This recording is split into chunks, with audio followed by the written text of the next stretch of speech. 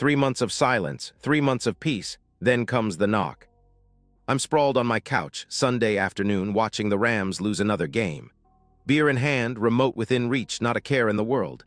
That's when I hear it, 3 soft taps on my front door. I pause the game, set down my beer, and walk over. Through the peephole, I see her. Jessica. She looks destroyed. Hollow eyes, trembling hands, wearing clothes I don't recognize, cheap, wrinkled, desperate. She's crying. I open the door. "Mark, please, I need to talk to you. I made a mistake. Can I come in?" she whispers. I stare at her, don't move, don't speak. Then I smile.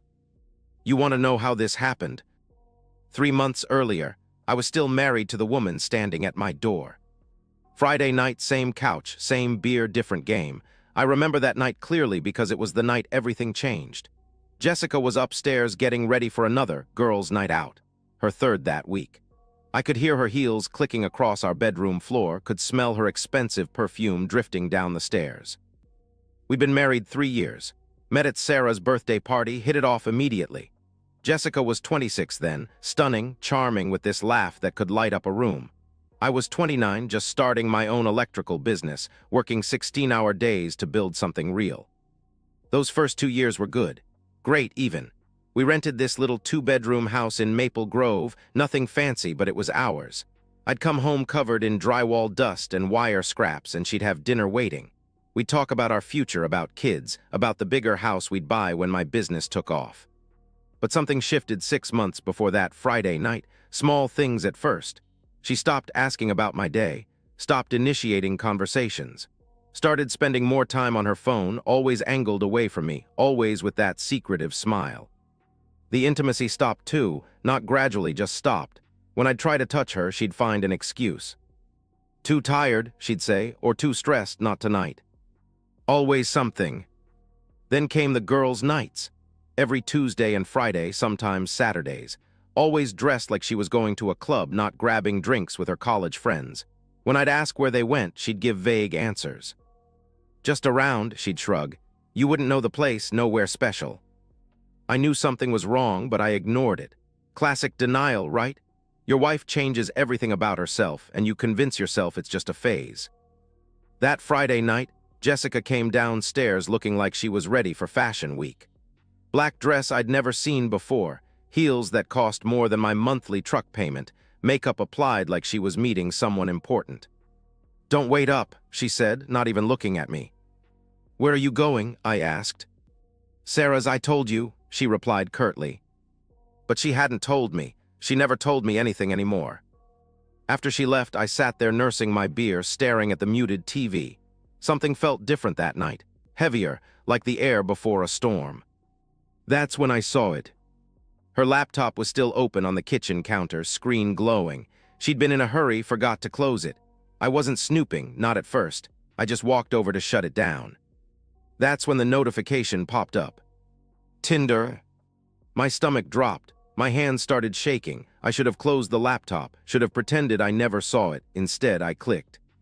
Her profile was active. Photos I'd never seen, professional-looking shots, beautiful poses, her wearing clothes I'd never seen her in. Her bio read, "Looking for someone who knows what they want and isn't afraid to go after it." But the messages, Christ, the messages were worse. Hundreds of them, dozens of different men, conversations that made my skin crawl. In one thread, she called me a broke handyman who can barely afford to take me out. In another, "I deserve so much better than this blue-collar life." But the worst one, the one that burned itself into my brain forever. "My husband's sweet, but he's weak. No ambition, no fire. I need a real man, someone who can give me the life I actually want." I read every single message, every cruel word, every lie she told about me, about us, about our marriage. By the time I finished, it was past midnight. I closed the laptop carefully, walked back to the couch, and sat there in the dark. My hands were still shaking. My chest felt tight, like someone was standing on it. I felt humiliated, betrayed, and completely alone. But mostly I felt trapped. If I filed for divorce, she'd get half of everything. My tools, my truck, my savings, maybe even a stake in my business. She didn't work, contributed nothing financially, but the law didn't care about that. I sat there until dawn, calculating my next move. 3 days later, I found myself at Murphy's pub. a dive bar near the industrial district where contractors and blue-collar guys went to forget their problems. I'd been nursing the same whiskey for an hour, running divorce scenarios through my head. Every single one ended the same way, me losing half my life to a woman who thought I wasn't good enough for her. I looked like hell, hadn't shaved in days, hadn't slept properly since finding those messages. My work clothes were wrinkled, my hands stained with electrical tape residue. That's when someone tapped my shoulder. "Mark, holy shit, man, is that you?" the voice said. I turned around and saw Ryan Mitchell, a guy I hadn't seen since college. But Ryan looked like he'd stepped off a magazine cover. Expensive suit, perfect haircut, Rolex catching the bar's dim light. He'd always been smooth, the kind of guy who could charm his way into anything. "Ryan," I managed, "what are you doing here?" He slid onto the bar stool next to me. "Business meeting ran late, saw this place, figured I'd grab a quick drink. But Jesus, you look like someone died. What's going on?" he asked. I hesitated. Ryan and I had been friends in college, but we drifted apart after graduation. He went into sales, I went into trades, different worlds. But something about seeing him there, looking successful while I felt like my world was falling apart, it broke something loose in me. I told him everything, the laptop, the messages, Jessica's secret life, the financial trap I was in. Ryan listened without interrupting, his expression getting darker with each detail. When I finished, he leaned back, swirling his whiskey. "You know what your problem is, Mark?" he asked. "What?" I replied. "You're playing defense. She's got you cornered and you're just taking it." He paused. "What if I told you there was a way to flip this whole thing around?" I looked at him. "What do you mean?" Ryan smiled, not warm but sharp, calculated. "She's looking for a rich guy, right? Someone to upgrade to." I nodded. "What if I became that guy?" He leaned closer. "I charm her, make her think she's hit the jackpot. She falls for me, files for divorce herself thinking she doesn't need a dime from you because she's found her meal ticket. Then I disappear. She gets nothing. You keep everything." I stared at him. "You do that?" "Why not? Sounds like she deserves it. Besides," he grinned, "it might be fun." "But what's in it for you?" I asked. "You buy me some nice dinners, cover my expenses, and we call it even. Consider it a favor for an old friend," he answered. I sat there processing what he was suggesting. It was manipulative, cruel, risky as hell. But so was what Jessica had been doing to me. "How would it work?" I asked. Ryan pulled out his phone. "Simple. I create a fake Tinder profile, make myself look irresistible. Rich entrepreneur, expensive lifestyle, the works. She'll match with me. Trust me, I know her type. Then I play the long game. Make her fall hard enough that she'll throw away your marriage to be with me. And then," I pressed. "Then I break her heart the same way she broke yours," he said coldly. I thought about those messages again. A broke handyman? I deserve better. He's weak. I extended my hand. Deal. We shook on it. Ryan was already pulling up rental car websites on his phone. "This is going to be fun," he said. Looking back now, I realized that handshake changed everything. Not just for Jessica, but for me too. I was about to become someone I never thought I could be. What? Ryan moved fast. Within 24 hours, he'd transformed himself into Jessica's dream man. First, the car, a black Range Rover Sport, leased for 3 months. Then the house, a stunning modern mansion in Riverside Estates, the kind of neighborhood Jessica always slowed down to stare at when we drove through. He found it on a luxury vacation rental site, paid $8,000 for 2 weeks up front. But the real genius was in the details. Ryan bought clothes that actually fit him, designer shirts, Italian shoes, a watch that looked like it cost more than my truck. He hired a photographer for business headshots at upscale locations around the city, coffee shops in the financial district, the lobby of the Marriott downtown, even got shots of him stepping out of the Range Rover. His fake social media presence was a masterpiece. LinkedIn profile as CEO of an import-export company. Instagram filled with photos at high-end restaurants, airport lounges, business meetings in glass conference rooms. Every image screamed success and sophistication. Then came the Tinder profile.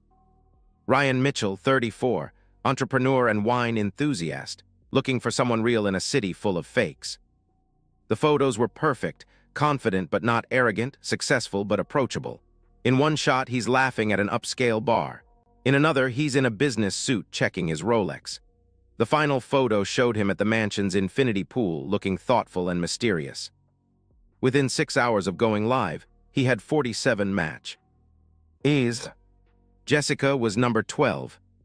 I watched it all unfold through screenshots Ryan sent me. Their first exchange was innocent enough. "Love your profile, that house is gorgeous," Jessica wrote. "Thanks, it's my little retreat from the chaos of business. Do you ever feel like you need an escape from your daily routine?"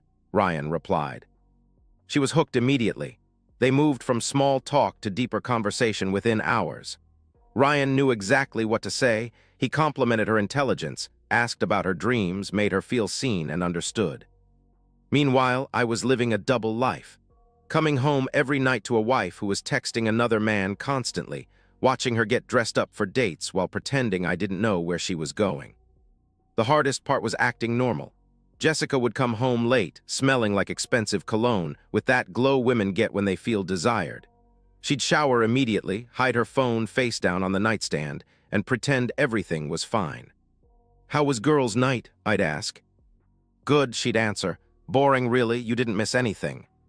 But I was seeing everything through Ryan's updates. Their first coffee date lasted 3 hours. Dinner 2 nights later went until midnight. By the end of week 1, she was spending entire evenings at the mansion, touring his home office, admiring his wine collection, completely convinced she'd found her Prince Charming. Ryan played it perfectly. He never came on too strong, never seemed desperate. Instead, he let her chase him. He'd take hours to respond to texts, always seeming busy with international business calls or investor meetings. It drove her wild. The messages Ryan showed me got more intimate by the day. "I've never met anyone like you. You make me feel like I can be myself," Jessica texted. "You deserve someone who sees your worth. I hope whoever you're with knows how lucky he is," Ryan responded. "He doesn't, not really," she replied. That message came on a Tuesday night. Jessica was in our bed, right next to me, telling another man that I didn't appreciate her. 2 weeks in, Ryan invited her to the mansion for a quiet dinner. He cooked something exotic and impressive, opened a $200 bottle of wine, put on jazz music. They talked until 2 a.m. about life, dreams, the future. Jessica called me that night to say she was staying at Sarah's because she'd had too much to drink. "Are you sure you're okay?" I asked, playing the concerned husband. "I'm fine, Sarah's taking good care of me. I'll be home tomorrow," she lied smoothly. But Sarah lived 20 minutes away. The mansion was an hour and a half from our house. When Jessica came home the next morning, she was different, glowing, confident. She looked at me like I was a stranger, or worse, like I was something she was already planning to leave behind. That's when I knew Ryan had succeeded. She was completely, hopelessly, dangerously in love with a man who didn't exist. The trap was set. Now we just had to wait for her to walk into it. It happened on a Thursday.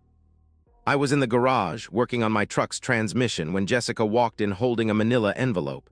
She looked different. Hair professionally styled, makeup perfect, wearing a dress I'd never seen before. She looked like she was dressed for something important. Something final. "Mark, we need to talk," she announced. I wiped my hands on a rag, straightened up. "What's up?" She held out the envelope. "I want you to sign these." I didn't take it immediately. "What are they?" "Divorce papers," she said. The words came out flat, matter-of-fact, like she was asking me to sign for a package. My stomach dropped, even though I'd been expecting this moment for weeks, even though it was part of the plan. The reality of hearing those words from my wife of 3 years hit harder than I'd prepared for. "Divorce papers," I repeated, putting just the right amount of shock in my voice. Jessica sighed like she was annoyed she had to explain. "I'm leaving you, Mark. I've met someone else, someone who can give me the life I deserve." I let the envelope sit on my workbench. "What are you talking about? Who is he?" Her face lit up when she said his name. Ryan Mitchell. He's an entrepreneur, owns his own business. He has a beautiful house in Riverside Estates, drives a Range Rover. He treats me like a queen, Mark, like I'm actually worth something." The knife twisted deeper. "So that's it, 3 years of marriage and you're just done." "I should have done this months ago," she replied, crossing her arms. "We both know this hasn't been working. You're a good person, Mark, but we're just incompatible. I need more than this life can offer." I picked up the envelope with hands that barely trembled.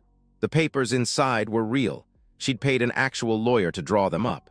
But as I read through them, I realized something that made my chest tight with a different kind of emotion. She was giving up everything. No limo. And why? No asset division. No claim to my business, my tools, my truck, my savings account. Nothing. She just wanted out clean and simple, assuming her rich boyfriend would take care of her forever. "You're not asking for anything," I observed, looking up at her. She shrugged. "I don't need anything from you. Ryan can provide for me better than you ever could." There it was, the final insult. Not just that she was leaving, but that she considered me so worthless she wouldn't even take what the law would have given her. "You're sure about this?" I asked. "About him, about throwing away our marriage for someone you've known for what, a few weeks?" "I'm completely sure," she answered. Her voice was steady, confident. "Ryan is everything you're not, Mark. Ambitious, successful, passionate about life. He makes me feel alive again." I looked down at the papers again. "All right, if that's what you want." I signed them, every page, every line, without argument or negotiation. Jessica watched with surprise. I could see it in her face. She'd expected me to fight, to beg, to make a scene. Instead, I just let her go. When I handed the papers back, she actually looked confused. "That's it?" she asked. "What did you expect?" I replied. "I thought you'd, I don't know, try to talk me out of it," she said. I met her eyes. Would it change anything? She hesitated for just a moment. "No." "Then there's nothing to talk about," I concluded. She took the papers, held them against her chest like they were precious. "I'll be back this weekend to get my things, just my personal stuff, clothes, photos, that sort of thing." "Fine," I agreed. She turned to leave, then stopped. "Mark, for what it's worth, I'm sorry it ended this way. You're not a bad person, you're just not the right person for me." I nodded. "Good luck with Ryan." She smiled, the first genuine smile she'd given me in months. "Thank you. I think I'm finally going to be happy," she said softly. After she left, I sat on my workbench, surrounded by tools and oil stains, and pulled out my phone. My hands were shaking now, not from sadness or shock, but from something else. Anticipation. The plan was working perfectly. I texted Ryan. "It's done." She signed everything. His reply came immediately. "Beautiful. Phase 2 starts now."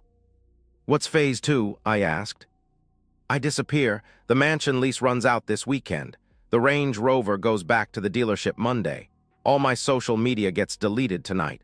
Ryan Mitchell ceases to exist," he explained. "And Jessica?" I pressed. "Jessica learns that her Prince Charming was just a guy her ex-husband hired to teach her a lesson," he replied coldly. I stared at the phone screen, processing what was about to happen. In 72 hours, Jessica's perfect new life would evaporate. The man she loved, the future she'd imagined, the security she thought she'd found, gone. She'd have no husband, no money, no home, no backup plan. And it would all be her choice. I typed back, "How long do you think it'll take her to figure it out?" "Give it 3 months. She'll be back begging for forgiveness," he predicted. 3 months seemed like a long time, but I was patient.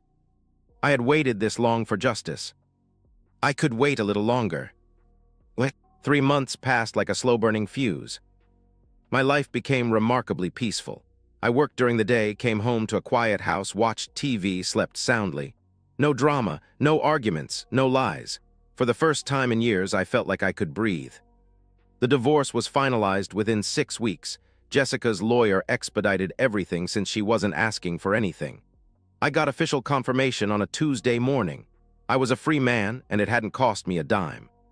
I wondered sometimes how Jessica was doing, but Ryan had given me strict instructions. No contact, no checking up, no social media stalking. Complete radio silence. Let the plan work itself out naturally. But I heard things through mutual friends. Sarah mentioned that Jessica had moved in with her new boyfriend and seemed really happy. A week later, she said Jessica was going through a rough patch, but didn't elaborate. By month 2, Sarah stopped mentioning Jessica at all. I found out later what had really happened. Ryan disappeared the day after our divorce was finalized. He packed up the rented mansion, returned the Range Rover to the dealership, and deleted every trace of his fake online presence. His phone number was disconnected. His social media profiles vanished. Ryan Mitchell simply stopped existing. Jessica tried everything to find him. She drove to the mansion, empty, with a "for rent" sign in the yard. She called the import-export company from his LinkedIn profile. The number belonged to a pizza place in Cleveland. She reached out to mutual contacts from his social media, all fake accounts or paid actors. The man she'd left me for had vanished completely. At first, she convinced herself there was a reasonable explanation. Business emergency. Family crisis. Something that would explain why the love of her life had suddenly ghosted her. But days turned into weeks, and weeks turned into months. Reality hit hard. She'd quit her part-time job at the boutique because Ryan had told her she'd never need to work again. She'd given up our house, our life, our future for a man who never existed. She had no savings. She'd never needed them when she was married to me. No backup plan, no safety net. She ended up taking a job as a waitress at a chain restaurant just to afford a motel room. Her manicured nails chipped from washing dishes. Her designer clothes got replaced by polyester uniforms. The woman who'd thought she deserved better than a blue-collar life was now living paycheck to paycheck. And that's how she ended up at my door on a Sunday afternoon, looking like her world had collapsed. Because it had. Now sitting across from me in my living room, Jessica was telling me everything. How Ryan had vanished, how the house was a rental, how she'd lost everything, how she was sorry, how she'd made a terrible mistake. "I know I hurt you," she said, tears streaming down her face. "I know I said terrible things, but I was confused, Mark. I thought I wanted something different, but I was wrong, so wrong." I listened without interrupting, didn't offer her a tissue, didn't move from my position leaning against the wall. "I've been working at Applebee's just to survive," she continued. "Living in a motel room by the highway. I have nothing, Mark. No savings, no family support, no friends who'll take me in. I made such a mess of everything." She looked up at me with desperate eyes. "I know it's a lot to ask, but can we try again? Can we fix this? I'll do anything to make it right." The room was quiet except for the sound of her crying. Then I started laughing. Not loud or cruel, just a low, cold chuckle that made her face change from hopeful to confused to afraid. "Fix this," I repeated. "Jessica, there's nothing to fix." "But I made a mistake," she began. "You didn't make a mistake," I interrupted. "You made a choice. You looked at our marriage, looked at me, and decided we weren't good enough. You called me weak, said I had no ambition, told strangers on the internet that you deserved better than a blue-collar life." Her face went white. "You saw those messages." "Every single one," I answered. I pushed off from the wall, took a step closer. "You didn't just cheat, Jessica. You betrayed everything we built together. You threw away 3 years of marriage for a fantasy." "But the fantasy was a lie," she protested. "So was our marriage, apparently," I replied coldly. I crouched down so we were eye level. "You want to know the truth? Ryan Mitchell doesn't exist, never did." The confusion in her eyes was beautiful. "What?" "He's an old college friend who owed me a favor. The house, rental, the car, rental, the business, fake. Every single thing you fell in love with was designed to make you throw away your marriage," I explained. I watched understanding dawn on her face. The horror, the humiliation, the devastating realization that she'd been completely, utterly played. You planned this," she whispered. "Every detail," I confirmed. "You wanted to leave me for a richer man, so I gave you a richer man. You signed divorce papers without asking for a penny because you thought you'd found someone better, so I let you." She stared at me like she was seeing a stranger. "How could you do this to me?" "How could you do what you did to me?" I shot back. "You had an emotional affair for months. You humiliated me behind my back. You threw away our marriage like it was garbage." "But I learned my lesson. I know better now," she pleaded. "You learned that your Prince Charming was fake. That's not the same thing as realizing what you lost," I said. Jessica stood up, desperation making her voice crack. "So what now? You're just going to let me suffer, let me be homeless?" I walked to the front door, opened it. "I'm not letting you do anything. Your situation is the result of your choices. You gambled everything on a fantasy and lost." She didn't move. "I have nowhere to go." "That stopped being my problem the day you signed those papers," I replied. She stood there for a long moment, trembling. Then she walked toward the door. At the threshold, she turned back. "I loved you, Mark, I really did." "No," I said quietly. "You loved the security I provided. You never loved me." She opened her mouth to argue, then closed it, because she knew I was right. After she left, I closed the door and went back to my couch. The game was still on. The Rams were still losing. My beer was still cold. I picked up my phone and texted Ryan. "It's over. She came back. I sent her away." His reply was immediate. "How do you feel?" I thought about it. I didn't feel happy, didn't feel vindicated or triumphant, but I felt something else. Free. I typed back. I feel like I can finally move on. And F. Or the first time in months, I meant it. The crowd roared on TV. I took a sip of my beer and exhaled.